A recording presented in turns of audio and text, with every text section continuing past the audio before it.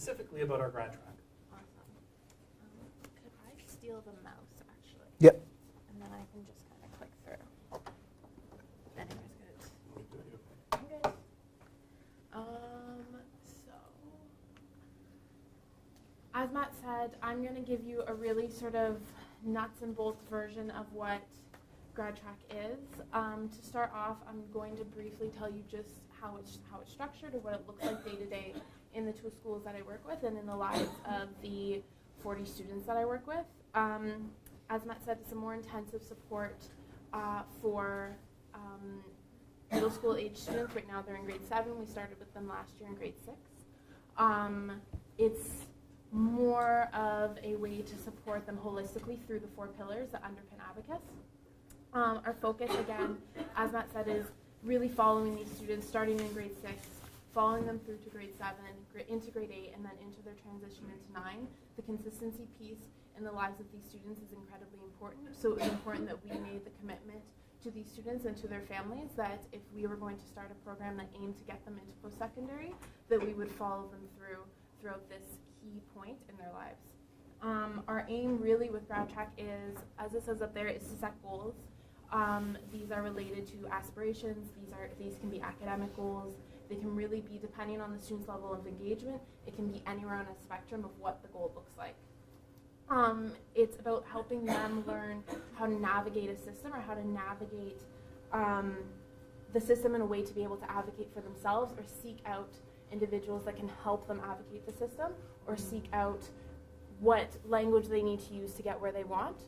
And lastly, it's about creating their own individualized education pathways.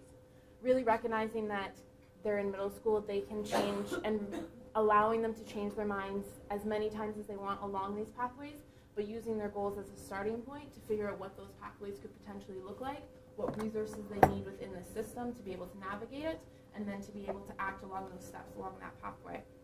We launched, as I said, last year in the fall of 2016. We launched in partnership with the Hamilton-Wentworth Catholic District School Board and the Hamilton-Wentworth District School Board. We are currently working in 2 schools, St. Patrick and Hillcrest. St. Patrick is in the inner city of downtown Hamilton, and Hillcrest is in the east of the city in Hamilton. What else do I have up there? I have a very close, I'm fortunate to have a very, very close working relationship with both the school boards, the schools themselves, the principals, the staff at the school. It really is a continual 2-way or multi-way, I guess, conversation between all of us in terms of how we can help support these students in any way that they need relating to the 4 pillars and relating to their education. This one, where's my wheel? Okay. This is a bit more detail about the components of what make up the actual program. I'll sort of go clockwise around the pie. I'll start with the learning coach, which is me. I'm the learning coach. I work one-on-one with students. I work with them in their larger cohorts of schools. I work with them in small groups.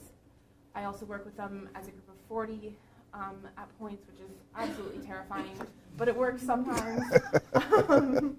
I work mainly on motivation and getting them to see and aspire to a future for themselves, to be able to articulate what that means and what that looks like to other people, and to be able to advocate for student needs that they have, and again, teaching them how to advocate for themselves. Actually, I lied. I'm going to go counterclockwise. So projects and events, I would kind of split this piece into 2, which is in-school time projects and events and outside of school time project and events.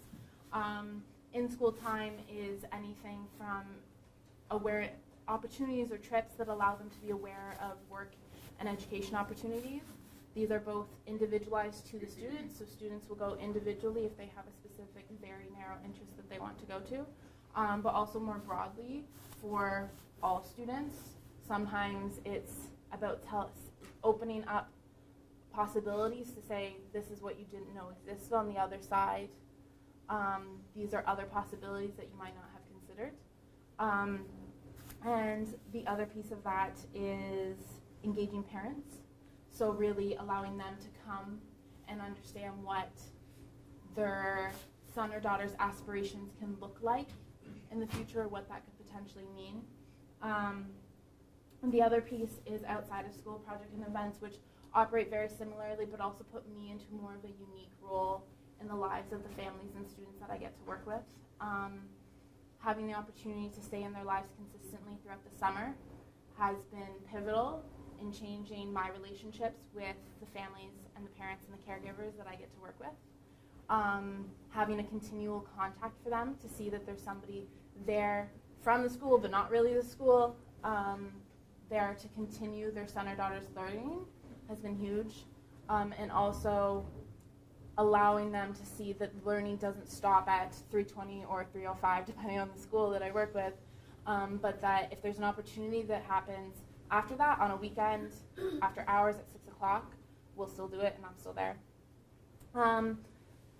The learning pathway is individualized to each student, but really try to bring them all together in a way that makes sense, or shows them that they're part of a bigger picture, a bigger world. But really, it uses understanding my knowledge of them and my investment in them and what they're interested in to connect that to a goal, connect that goal to the learning skills on the front page of their report card, to understand why those are important, to be able to understand why those are important for the grades that they get, and then sort of loop it all together and to articulate it and then create steps along the way. It's about connecting their aspiration to something tangible, which I think sometimes doesn't always happen in the chaotic world that schools operate within.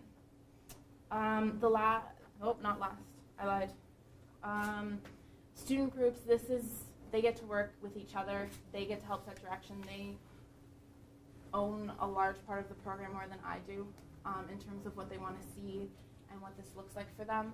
They get to work in small groups, and this is really building a peer support network to see you belong, build a sense of belonging, and to build a sense of collaboration.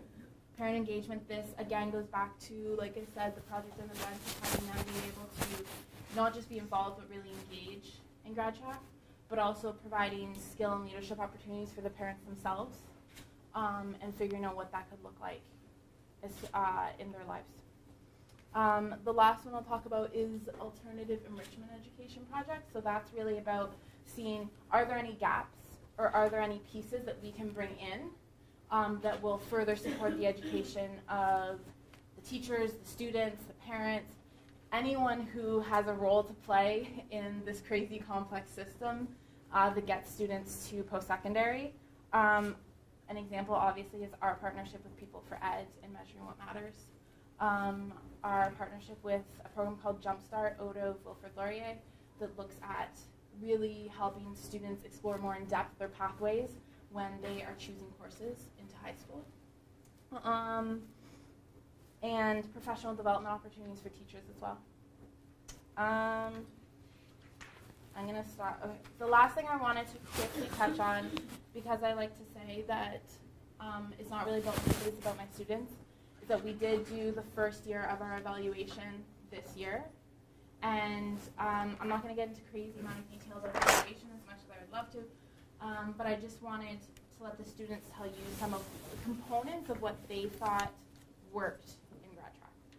So the first one, this is a little awkward because it's me. Yeah, as much as you're not going to talk about yourself. Yeah, as much as I'm not going to talk about me.